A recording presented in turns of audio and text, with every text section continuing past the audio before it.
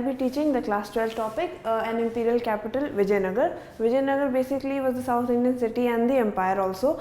which was basically founded in the 14th century by two brothers, Harihara and Bukka, and basically at its peak it extended एक time में from the Krishna river to the extreme south of the peninsula.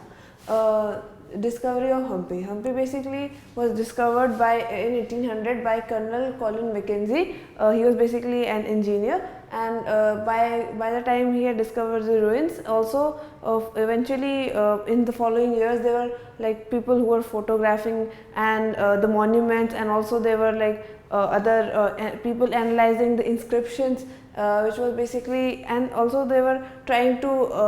recreate and reconstruct the history of Vijayanagar through what they could get in languages like Telugu, Kannada, and also they were also asking like from the priests of temples, shrines like those in Virupaksha or Pampa Devi. So basically what they had started focusing on reconstruction of the history of the place. Rayas, Nayaks and Sultans. Basically by 1336, Harihara and Bukka, these two brothers had established the Vijayanagar empire. They were basically surrounded in the north by the sultans of Deccan and also the Gajapati rulers of Orissa. At that time, these forces basically fought over each other for the control of the fertile land near the valleys of the rivers. As we know, they were good for agriculture, and apart from all the wars and fighting, there was also an exchange of culture, since and also as Vijayanagar itself, इसके मतलब जो boundaries होते थे वो काफ़ी fluctuate करते थे, मतलब क्योंकि एक्सपेंशन या फिर जितने वो वॉर्स में कभी कभी टेरिटरीज लूज़ कर देते थे, तो ओवरऑल जो साउथ इंडिया में एज यू नो कि काफ़ी अलग अलग लैंग्वेजेस लोग एंड थोड़ा डिफरेंट कल्चर होता था लोगों का, तो उस टाइप की इवन तो एक ही एम्पायर के पार्ट थे, पर तब भी काफ़ी सारे अलग लैंग्वेजेस एंड कल्चर्स पाए जाते थे. ऑल्सो जो इन जैसे सुल्तान एंड जो अलग उड़ीसा के रूलर्स थे, इनसे विजयनगर काफ़ी आर्किटेक्चर में इंस्पिरेशन भी लेता था, तो इनके काफ़ी सिमिलर स्ट्रक्चर्स बाद में आने लग गए थे. अब जो जैसे जो एरियाज़ जो पूरे एम्पायर के पार्ट थे, उनमें से कुछ जगहों में काफ़ी बड़े स्टेट्स आने लग गए, जैसे जो छोला से जो तमिलनाडु की तरफ, या फिर जो होयसाला से कर्नाटका की तरफ, तो वो लोग काफ़ी ज़्यादा बड़े बड़े टेम्पल्स बनाने लग गए. एंड इवेंचुअली एंड लिटरली बाद में जो विजयनगर वाले होंगे वो भी उनकी तरह और भी ज़्यादा टेम्पल्स और बड़े और ग्रैंड बनाते जाएंगे.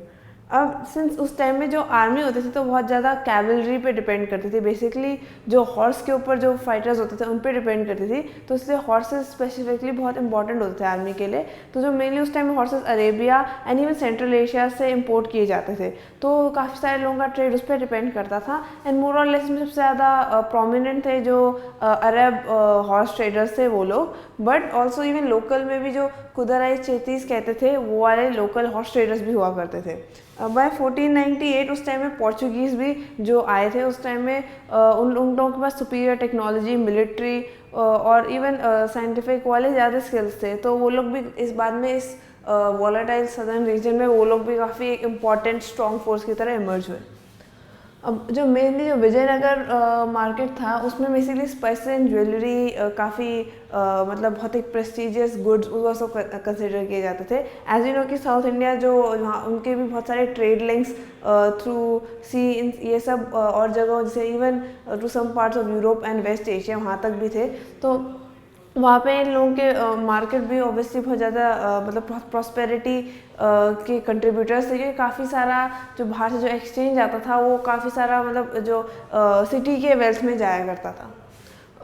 अब बेसिकली जो इनके जो रूलर्स थे, सबसे पहले जो शुरू हुए थे, जो फर्स्ट डायनेस्टी जो बेसिकली विजयनगर में पावर में आई थी वो थी संगम डायनेस्टी, जो 1985 तक उन्होंने रूल किया. और यहाँ पे विजयनगर का एक ये बात थी कि वहाँ पे जो बहुत बार रूलर्स एंड जो मिलिट्री कमांडर्स होते थे उनके बीच में काफ़ी ज़्यादा बार पावर शिफ्ट्स होते थे. जैसे संगम डायनेस्टी के बाद सालुवास जो मिलिट्री कमांडर्स थे उन्होंने 503 तक रूल किया था. एंड इसके बाद जो तो तुलुवास उसके बाद रूलर्स आए थे, जिसमें से एक कृष्णदेव राय भी थे. अब जो कृष्णदेव राय थे वह एज वी नो कि he is one of the most famous and the most important rulers in Vijayanagara history. तो कृष्णदेव राय का मेन जो कह सकते हैं जो फीचर था उनके रूल का, वो था जो एक्सपेंशन, उन्होंने जो कंसोलिडेट किया एम्पायर को, उन्होंने काफ़ी ज़्यादा टेरिटरीज बढ़ाई एंड उन्होंने जो उनके एग्जिस्टिंग जो टेरिटरीज थी उनमें भी काफ़ी डेवलपमेंट की थी। जैसे 512 में जो रायचूर दुआब था तुंगभद्रा एंड कृष्ण के बीच में, वो उन्होंने कंट्रोल करना शुरू किया एंड बाय 1514 जो उड़ीसा रूलर्स थे उनको उन्होंने सबड्यू किया। उसके बाद जो 520 में उन्होंने जो सुल्तान जो उनके नॉर्थ में जो उनके जैसे राइवल्स कह सकते हैं, वो सब उनमें से एक जो विजयपुर के सुल्तान थे उनको भी काफ़ी सारे टेरिटरीज में डिफीट किया। एंड ऑल्सो सिर्फ यही नहीं, पर जैसे मेंशन किया था एम्पायर को कंसोलिडेट कर रहे थे और जैसे चोलास एंड होयसलास ये लोग अपने टेम्पल्स डेवलप कर रहे थे, उसी तरीके से विजयनगर में भी कृष्णदेव राय ने जैसे जो टेम्पल्स थे, एग्जिस्टिंग टेम्पल्स हैं, उनमें भी और गोपुरम्स बनाए और जो इवन उन्होंने एक नगलपुरम करके अपने जो विजयनगर के पास सबर्बन एरियाज़ में, वहाँ पे उन्होंने अपने मदर के आफ्टर नेम करके पूरा एक एरिया बनाया। उसके बाद 1529 में after the death of Krishnadeva Raya, basically Krishnadeva Raya के पीरियड में while the whole empire had reached a peak, उसके बाद धीरे धीरे डिक्लाइन होना शुरू हुआ। जैसे जैसे इनके बाद जो नायक्स होते थे, जो मिलिट्री जो बेसिकली जो कंट्रोल करते थे, वो लोग मिलिट्री चीफ्स बेसिकली वो लोग ज़्यादा रेबेल करने लग गए थे और धीरे धीरे कंट्रोल के बाहर जा रहे थे। एंड बाय 1542 एक नई रूलिंग लीनेज वहाँ पे आ गई थी विजयनगर में, मतलब Tulu was no longer ruling there. और उसके बाद बाय 1564 जो राम राय उस टाइम में जो चीफ मिनिस्टर थे विजयनगर के, उनका प्लान था कि तालीकोटा में वो एक आर्मी ले गए थे जिससे वो आगे सपोजिटली फाइट करके एक्सपैंड कर सके, but combined forces of sultans of Vijayapura, Golconda and Ahmednagar, उन लोगों ने उनको हरा दिया था। एंड इवेंचुअली 1565 में विजयनगर वाज रैंसैक्ड, मतलब वहाँ पे सब लोगों ने उसको डिस्ट्रॉय कर दिया था, लोगों ने लूट लिया था एंड सब लोग वहाँ से भाग गए थे। एंड उसी स्टेट में ही वो बाद में 1800 में कर्नल कॉलिन मैकेंजी के पास पाया गया था कि मतलब वो पूरे रूइंड है। तो उसके बाद जो पूरे जो एम्पायर का था फोकस साउथ में वहाँ पे ईस्ट की तरफ होने लगा। एंड जो उस टाइम जो अराविदो डायनेस्टी जो रूल कर रही थी, उन्होंने जो अपना कैपिटल पेनुकोंडा की तरफ शिफ्ट कर दिया, जो बाद में चंद्रगिरी में भी वो शिफ्ट हो गए जो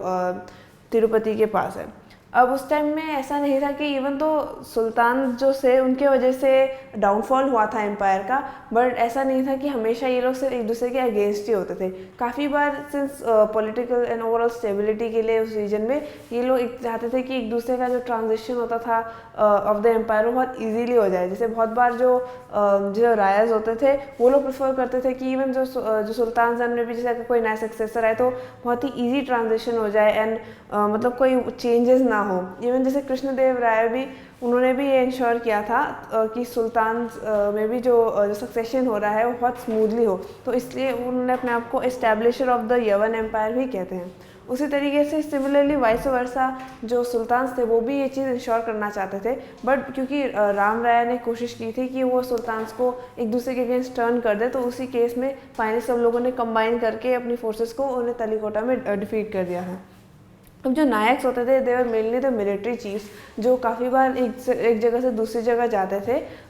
विद देयर पीजेंट्स। अब जो उनके पीजेंट्स होते थे वो मेनली उनके साथ for in the search of new fertile lands, जिससे वो अपना कल्टीवेशन कर सके, उसके लिए वो उनके साथ इसलिए वो आगे आगे इधर उधर जाते थे। अब जो अमर नायक का जो सिस्टम था, इट्स बिलीव्ड कि वो मेनली जो एकता सिस्टम है दिल्ली सल्तनत का, जहाँ पे उनके भी ऐसी सिमिलर मिलिट्री चीफ्स का यूज़ किया गया है, वहाँ से इंस्पायर्ड है। अब मेनली जो इन लोगों का जो जितना उनके पास पैसा होता था नायक के पास, वो उनके जो पीजेंट्स होते थे और जो उनके लोग जो उनके लैंड में काम करते थे उनसे वो revenue as taxes basically collect करते थे। अब मेनली जो ये टैक्सेस होते हैं अपने वो आर्मी जो उनके पास होती है उसकी मेंटेनेंस के लिए यूज़ करते थे, जैसे जो एलिफेंट्स होंगे, हॉर्सेज होंगे, सोल्जर्स होंगे, उनके मेंटेनेंस के लिए यूज़ किए जाते थे। एंड जब रिक्वायर्ड होता था तो वो अपनी आर्मी को हमेशा लाइक किंग के सर्विस के लिए यूज़ करते थे। एंड जो किंग की बेसिकली अथॉरिटी के अंदर टेक्निकली नायक्स आते थे, बट काफ़ी बार क्योंकि नायक्स का जैसे पहले मेंशन किया था specially after the death of Krishnadeva Rai,